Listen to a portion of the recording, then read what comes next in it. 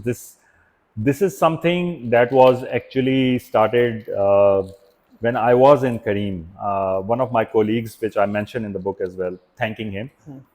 So he was in partnership, I was in corporate sales. So we were working closely, though different departments, but working closely. Sometimes we used to go to the same customer selling different things. So we used to team up a lot. And sometimes I used to tell him about my stories of startup and Antler and Singapore and whatnot from my past. And he one day mentioned that maybe you should think about writing a book because you have a lot to tell. Even right now, I mean, I talk fast because I feel like I have so much to say and there isn't much time. It's And not you're in sales, so yeah, it's a built-in feature. yeah. And it helps because Yeah. people think I'm very passionate. I am, but sometimes I'm not, man. But yeah, it's second nature to talk in such a way. But he said that you should write a story, right? You have a lot of story, you should write a book. I was like, yeah, I mean, maybe he's joking around. So I didn't took him seriously at that point in time. And he said it a couple of times more. And then when I moved to Karachi, one of my friends, Taha, who was also an Acumen Fellow, he's a project manager in Special Olympics and works with these kids with special handicapped abilities to, support them in sports. So it's a great initiative. And he said that you should work towards in getting these stories, which I had, and I did some long post on LinkedIn and some other websites, bringing all it together into a book. And then a publishing house also reached out to me that we are interested, we like your profile, and we can actually work with you in writing a book.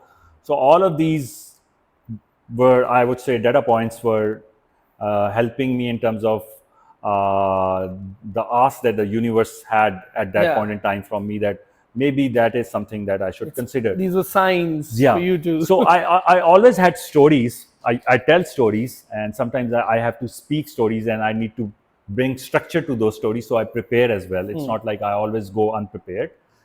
Most of the times I love to go unprepared because then it is very, very blunt and open and honest and raw. Like this podcast. Yeah, like this podcast, because we had no questions We had no whatsoever. He didn't questions, give me yeah. any questions. But sometimes on a very bigger stage where the stakes are high and they want you to prepare, so I prepare. Yeah, of course. But I was always journaling and writing a lot of stuff. So I had a lot of content. Some of that I posted. And then I started working on it. And then with this publishing house, I started working with one of the editors that they kind of assigned to me. And we used to have these discussions on how to structure it, how to build the narrative, because English is not my first language and I don't know many of the fancy words that sometimes you require in a book as well. So we started working, and initial idea was to come up with a business book to talk about all the professional things, mainly in the startup world. But then I thought that everybody does it. I mean, there are people, in my opinion, more accomplished than me, way more accomplished than me, that have written the business books and the startup books. So why, although I believe everybody has a different story to tell, but I was like, I can tell this, but I should tell it with a different flavor. And the different flavor is my own personal story, right? From the journey that I've been through. I have a military background. Like I said, my father was in military, but he was a doctor. So he had his own challenges, and he started his life from a village, a very remote village in a town called Rahim Yar Khan. People never heard about it, even in Pakistan, I would say. And from there, he started his journey and how he became a doctor and then joined the military as well. And what was the idea behind joining the military? Because they were paying more and he needed money. Who doesn't? And all of those challenges, and me starting from that military family, because in military family, you go to different stations, you get posted every time you go to a different station, different school, different friends, then you go somewhere else and start all over again. And that's why I think I am very much tuned to starting all over again in a lot of companies or within the startup ecosystem. So all of that is there that I needed to tell. And I also wanted to communicate about my own founder story and how I raised the funding and what happened and how I actually failed at it and what I learned from it. So there was a lot. So I said that I will merge the two. I will merge the professional experiences, my learnings, and my personal story as well. because I don't have a high academic background, even though whatever I have accomplished on the book, you would say that this person has very very high academics. I don't. I was actually very very low the bar, you would say, within my early school days. I was very introvert kind of a person. I was bullied a lot, that I talk about it in the book. I had a very skinny body.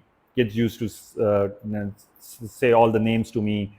So, and I used to sit in the classroom when the recess was, when the recess happened, and kids were playing outside, and I couldn't go outside because I didn't have the confidence. And obviously, if you're bullied, you're in a different state of mind. And we are talking about the 90s kids; they didn't know better, right? They didn't have the internet or whatnot to know about. So I don't blame them, but I had to go through it.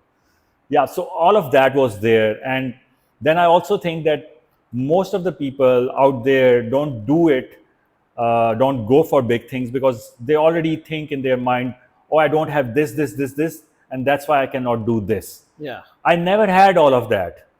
Okay, people say you are from a military family, your father was a senior person.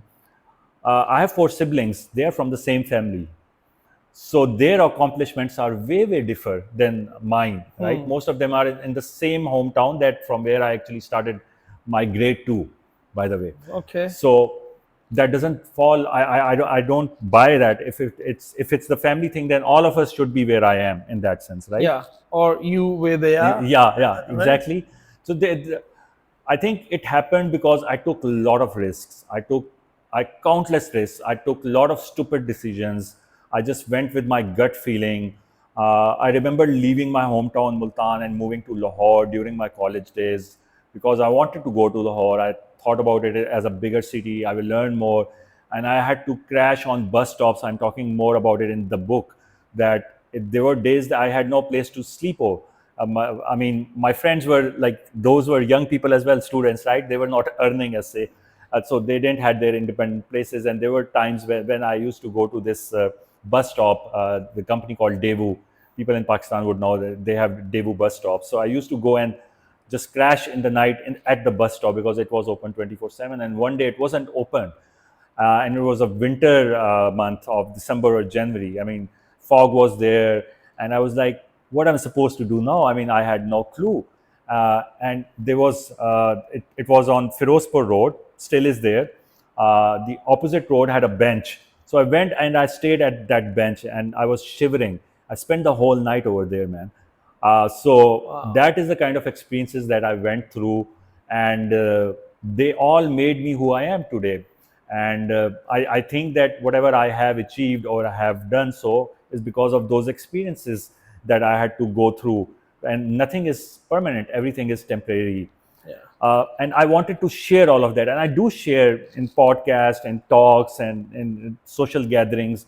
But I wanted to solidify that through this book, and that's why I went with it. And I said, okay, I'm going to talk about my personal experiences. I'm going to talk about my professional experiences, and there is a name for it. I didn't know. It's called a hybrid memoir. So this book is basically a hybrid memoir that is part autobiography, part business book, Okay. and talks about my Pakistani story.